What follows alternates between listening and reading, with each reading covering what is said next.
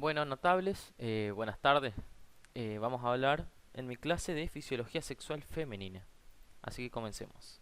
Bueno, arranquemos primero hablando un poco de fisiología normal y vamos a hablar sobre los mecanismos de regulación hormonal. Vamos a hablar primero del concepto de feedback. Conocemos dos tipos de feedback o retroalimentación, que pueden ser negativos o positivos. El feedback El feedback negativo nos habla que a medida que se produce un aumento en el nivel sanguíneo de hormonas de carácter glandular, se inhibe a nivel hipoficiario la secreción de las hormonas correspondientes. Y en caso contrario, a medida que descienden el nivel periférico de hormonas, se produce una liberación de hormona de carácter hipoficiario. Por otro lado, tenemos al feedback de carácter positivo, que nos habla que aumentos de hormonas periféricas promueven a su vez un aumento de liberación en hormonas. A su vez, la feedback también se puede clasificar en cortos, largos y ultracortos. Dentro de los largos hablan de relaciones entre glándulas periféricas con la adenohipófisis con la participación o no del sistema nervioso central. Esto es importante ya que nos permite subdividirlo en tres tipos a los tipos largos: en directo, indirecto y mixto. El directo nos habla que señales que llegan desde la periferia son llevadas a la hipófisis donde se procesa una respuesta y se envía nuevamente a la periferia. Luego tenemos el indirecto, que nos habla que señales que llegan desde la periferia se procesan a nivel del sistema nervioso central, en el hipotálamo, se envía un mensaje hacia la hipófisis donde se vuelve a generar una respuesta que es enviada a la periferia. Y por último, los de carácter mixto son señales que llegan desde la periferia, que se procesan en el sistema nervioso central y en la hipófisis al mismo tiempo generándose una respuesta. Por otro lado tenemos a los cortos, donde la señal es emitida por la adenohipófisis, se capta en el hipotálamo, se prepara una respuesta y es enviada nuevamente hacia la adenohipófisis. Y por último, los ultracortos habla que la misma señal y la misma respuesta se genera todo en el hipotálamo. La secreción de hormonas hipofisiarias se encuentra bajo el control de dos niveles de regulación. El primero se encuentra en el área hipofisotropa del hipotálamo y se caracteriza por ser un mecanismo de tipo tónico.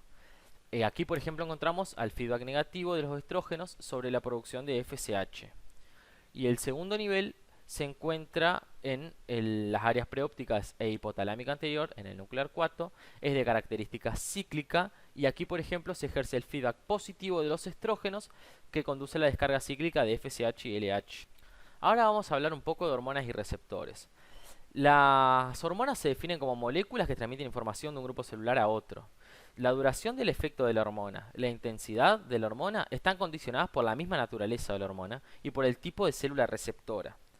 Entonces, los receptores se definen a la entidad celular de naturaleza proteica que puede unir específicamente determinada hormona o fármaco y que en consecuencia genera procesos a nivel celular que dan una respuesta de carácter fisiológico. Eh, Al existir hormonas de tipo esteroideos y hormonas de tipo proteicos, se necesitan a su vez dos tipos de receptores, ya que las hormonas esteroideas necesitan penetrar en la célula para actuar. Por ende, los receptores deben estar localizados en estructuras intracelulares, como es el citoplasma o el núcleo. En cambio, las hormonas proteicas o peptídicas y las catecolaminas interactúan con receptores localizados en la membrana celular, por lo que no necesitan penetrar en la célula. Los criterios para que a un grupo celular se le atribuya la función de receptor son tres. Uno es la saturabilidad del receptor por la hormona, dos es la afinidad del receptor hacia la hormona y tres es la reversibilidad de la unión de la hormona al receptor. Aquí podemos ver en este hermoso gráfico que he hecho que a bajas concentraciones hormonales la respuesta aumenta linealmente con el incremento de las hormonas, mientras que cuando llega un momento en el que incrementos ulteriores no van a aumentar el número de receptores ocupados ni la respuesta fisiológica, porque el sistema ha sido totalmente saturado. Las estructuras centrales de la regulación del ciclo menstrual, como vemos acá, son el hipotálamo y la hipófisis. El hipotálamo es el sustrato anatómico a través del cual el sistema nervioso central y sus aferencias modifican el comportamiento de la hipófisis. Por otro lado, la hipófisis es una estructura compleja alojada en la silla turca, parte del hueso efenoides, que está constituida por dos sectores netamente diferenciados, la porción glandular o adenohipófisis y la porción nerviosa o neurohipófisis. La adenohipófisis consta de tres componentes, que son la pars distalis, la pars tuberalis y la pars intermedia. Y la neurohipófisis corta también de tres partes, que son el lóbulo neural, el tallo infundibular y la eminencia. Estas dos estructuras se interrelacionan a través de un sistema vascular especializado, que es el sistema porta, y es mediado por neurotransmisores. Los neurotransmisores son sustancias que actúan como mediadores químicos. Los más importantes son un grupo denominados las aminas biológicas, donde se consideran a las catecolaminas, las indolaminas y la acetilcolina. Dentro de las catecolaminas encontramos a la dopamina y a la noradrenalina. La dopamina inhibe la secreción de prolactina y junto con la noradrenalina y la serotonina estimula la secreción de GnRH, mejor llamada hormona liberadora de gonadotrofinas. Dentro de las indolaminas encontramos a la serotonina, que controla la secreción de prolactina en la hipófisis. Por otro lado tenemos a la neurohipófisis, que almacena neurohormonas, que son la vasopresina y la oxitocina. La oxitocina estimula la concentración miometral del útero y de las células mioepiteliales de la mama, facilitando así durante la lactancia la eyección láctea. Y por otro lado, la vasopresina presenta dos efectos. A nivel de los vasos sanguíneos logra la contracción de los mismos, por lo tanto hace una vasoconstricción. Y por el otro efecto es que en la porción distal del nefrón aumenta la resorción de agua, generando así un efecto antidiurético. La hormona liberadora de gonadotrofinas es la que se encarga de liberar a las gonadotrofinas, que son la FSH y la LH. Presenta una vida media ultra corta, que es de 3 a 4 minutos, se libera en forma pulsátil y dentro de su regulación encontramos como estimulantes a las catecolaminas, las beta-endorfinas, el neuropéptido I, y encontramos que la inhiben hormonas como la CRH y los opioides endógenos como las encefalinas, por ejemplo. El mecanismo de acción de la hormona liberadora de gonadotrofinas se divide en dos mecanismos, el de upregulation y el de downregulation. El de upregulation nos habla que la GnRH se va a unir a un receptor hipofisiario generando así una descarga inicial de gonadotrofinas, y en cambio el downregulation dice que si esta exposición se produce en forma continua en vez de pulsos, se genera así una desensibilización hipofisiaria, agotando la reserva de FSH y LH, generando así este mecanismo de downregulation. Comprender esto nos permite utilizarlo como medida terapéutica, ya que administrando análogos de GnRH exógenos podemos desensibilizar la hipófisis agotando las reservas, lo que es útil en entidades como endometriosis o la pubertad temprana. Los estrógenos son los encargados de regular la secreción de gonadotrofinas, actuando a nivel tanto hipofisiario como hipotalámico. Por lo tanto, el ovario va a ser el responsable central del patrón cíclico de la secreción de gonadotrofinas y del mecanismo conocido como upregulation. Este aumento de pulsatilidad va a liberar FSH a nivel hipofisiario, lo que actúa en el ovario produciendo estradiol, el que genera a nivel hipofisiario una respuesta, disminuyendo la liberación de FSH, dando así un feedback negativo. El pico preovulatorio de estradiol va a condicionar un aumento de pulsos de la GnRH, lo que va a conducir a la liberación de LH y al pico preovulatorio de esta. Una vez que se produce la ovulación, se va a observar una drástica caída en la frecuencia de los pulsos, que se van a mantener durante la fase lútea por efecto de la progesterona. Una vez que la progesterona cae, al final de la fase lútea, va a determinar un aumento en la frecuencia de la generación de pulsos de GnRH, arrancando así un nuevo ciclo. En este gráfico podemos observar que a partir de la pubertad y durante toda la madurez sexual, la actividad foliculogénica ovárica gobierna la pulsatilidad de GnRH. Durante la infancia, la baja frecuencia de pulsos de GnRH determinará bajos niveles de FSH y LH, los cuales serían los responsables del desarrollo de folículos de hasta un diámetro de 2 a 5 milímetros. Esta población de folículos constituye la reserva reclutable sensible a las gonadotrofinas.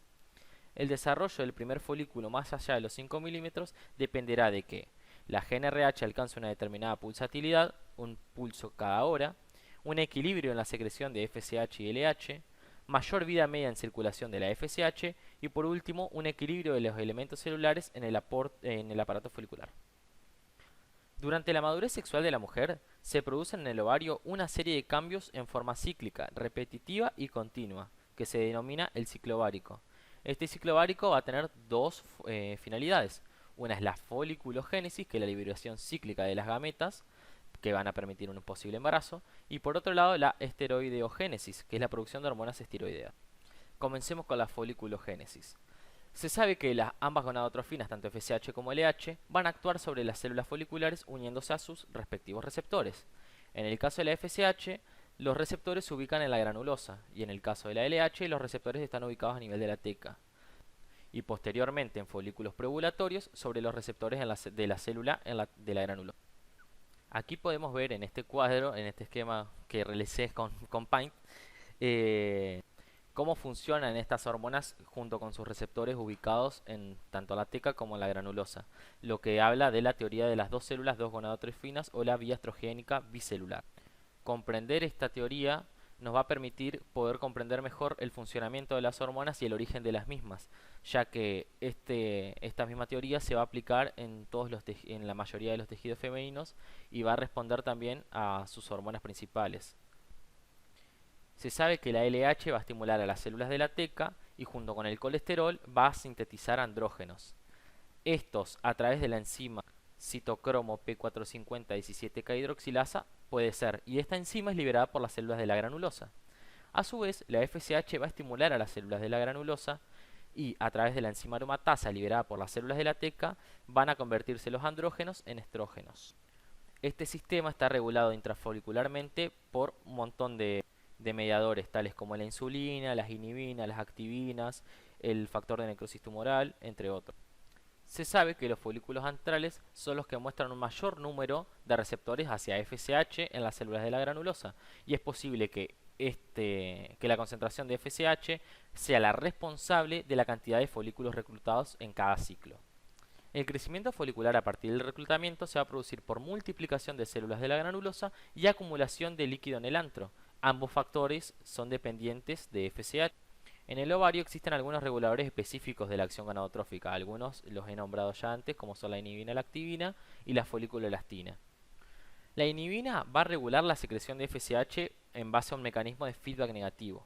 La activina va a incrementar la liberación de inhibina y foliculoelastina.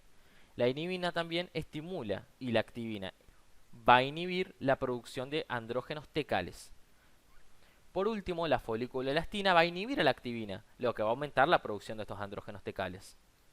Se sabe que el elemento fundamental del ciclo ovárico es el folículo, y en la fase inicial constituye el llamado folículo primordial. Su desarrollo y maduración está fundamentalmente dado por tres características principales y básicas, que son la selectividad, la continuidad y la regularidad.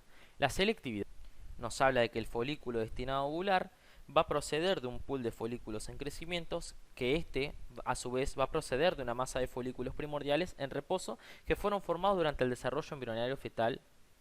Por otro lado, la continuidad nos habla que la puesta en marcha del desarrollo folicular es un proceso de carácter continuo hasta que las reservas se agoten. Y junto con la regularidad, que es el desarrollo folicular en un proceso regular y ordenado con un intervalo de tiempo constante, nos habla que a partir de la que inicia la madurez sexual hasta el climaterio, la mujer va a tener ciclos repetitivos, continuos y regulares. Se sabe que en cada fase del desarrollo, estos folículos van a tener dos posibilidades. Una va a ser pasar a estadios siguientes, generando así la ovulación, y la gran mayoría va a terminar en atresia. Sabemos que una recién nacida dispone de una dotación de 300.000 a 400.000 folículos primordiales, de los cuales solo 300 van a completar su desarrollo hasta la ovulación y los demás van a sufrir la atresia. El inicio del crecimiento folicular es un proceso continuo, regular e independiente del estímulo gonadotrófico. A su vez, el suceso hormonal más importante aquí es el aumento de la FSH por disminución de la esteroidogénesis en la fase lútea previa. Por eso, siempre que termina un ciclo, inicia el otro. En el folículo preantral vemos que el ovocito va a aumentar su tamaño, se rodeará de una membrana, que es la zona pelúcida, y las células de la granulosa proliferarán en múltiples capas, y el tejido conjuntivo se condensa por fuera, formando así la teca. Hasta este momento, el desarrollo folicular ha sido independiente de las gonadotrofinas, y para seguir desarrollándose necesita sufrir tres modificaciones. El primero es la diferenciación de la teca, lo que va a permitir al folículo entrar en contacto con hormonas plasmáticas. El segundo es la aparición de uniones tipo GAP, que van a permitir el intercambio de iones esteroideos. Y el tercero es la aparición de receptores hormonales. Los receptores de FSH se encuentran en las células de la granulosa, que pueden producir tres tipos de esteroides, que son los estrógenos, la progesterona y los andrógenos. Y la LH va a actuar sobre la teca estimulando la producción de andrógenos, dando así androestenediona y testosterona, y por acción de la FSH se aromatizarán y formarán estrógenos. Volvimos nuevamente a la teoría bicelular. En el folículo antral se va a producir una acumulación de líquido entre las células de la granulosa hasta formar la cavidad que es el antro folicular. La formación de esta cavidad y la presencia de líquido van a permitir la nutrición del ovocito y de las células de la granulosa. Una vez formada esta cavidad, el ovocito se situará en forma excéntrica, rodeado por varias capas de célula de la granulosa, que es el cúmulo óforo. Aquí el tamaño folicular alcanza unos 20 milímetros. Los niveles de estradiol aumentarán significativamente hacia el séptimo día luego de la selección del folículo dominante. Esto generará, por un feedback negativo, inhibición de la FSH y a su vez la influencia positiva sobre la LH. La LH va a aumentar regularmente en la fase folicular tardía, estimulando la producción de andrógenos en la teca, que nos van a servir como sustrato para la producción estrogénica. Por último, aparecerán receptores de LH en las células de la granulosa. La ovulación se va a definir como aquellos eventos bioquímicos, morfológicos y fisiológicos que van a desencadenar a la liberación del ovocito a partir del folículo preovulatorio. Para esto son necesarios cambios de tipo hormonales y vasculares, ya que la LH va a iniciar la cascada de eventos del proceso ovulatorio en los folículos maduros, que culminará con la ruptura del folículo y la liberación del ovocito maduro susceptible a ser fecundado. Esta ruptura folicular se va a definir por cambios asociados a la formación del estigma, degradación y fisura de la pared folicular. Para esto son necesarios los cambios vasculares mencionados y celulares también, que son mediados por citocinas y otros mediadores locales que se producen a partir de las diferentes variaciones hormonales. A su vez, esta ruptura está dada por la síntesis de local de sustancias proteolíticas y prostaglandina E y F. Bueno, habíamos dicho que las finalidades del ciclo ovárico eran dos. Por un lado, la foliculogénesis y por el otro lado, la esteroideogénesis. Sabemos que los esteroides sexuales derivan del colesterol y estos pueden variar según la estructura básica que se va a dar según los átomos de carbono. Como estructura básica el pregnano, corticoides y progestina, como estructura básica el androstano, los andrógenos y por último como estructura básica el estrano, los estrógenos. El ovario humano es capaz de sintetizar estos tres tipos de esteroides y lo realiza a través del colesterol, que puede provenir desde el colesterol sanguíneo que obtenemos de la dieta o de la síntesis local a partir del acetato. El transporte para el caso del estradiol y la testosterona circulan en sangre unidas a la SHBG, o mejor conocida como la globulina fijadora de hormonas sexuales. Un 10 a un 30% lo hacen unidas a la albúmina y un 1% circula libre. Los estrógenos circulantes de la mujer van a provenir de la secreción ovárica y de la conversión periférica. Nuevamente retomamos teoría bicelular. Como vemos, el principal estrógeno es el estradiol, que se obtiene por la aromatización de la testosterona. Los andrógenos libres se pueden convertir periféricamente en estrógenos en tejidos como la piel, el músculo, el endometrio, las células adiposas. Los esteroides van a ser inactivados principalmente en el hígado y los metabolitos que va a producir el hígado son eliminados a través de la orina. Estas hormonas ováricas van a ejercer la acción gracias a los receptores en los tejidos diana, como nombramos anteriormente, útero, tejido adiposo. Y en forma general, los estrógenos van a estimular el trofismo de los órganos sexuales, mientras que los gestágenos o la progesterona son sustancias que van a utilizarse para poder conservar el embarazo. De todas formas, estas sustancias tienen efectos también en otros órganos y sistemas extragenitales. Pero eso lo vamos a ver en la segunda parte, que la voy a arrancar a preparar ahora. Así no se hace tan largo este tema. Así que bueno, nos despedimos y seguimos en la próxima clase donde vamos a seguir con este tema.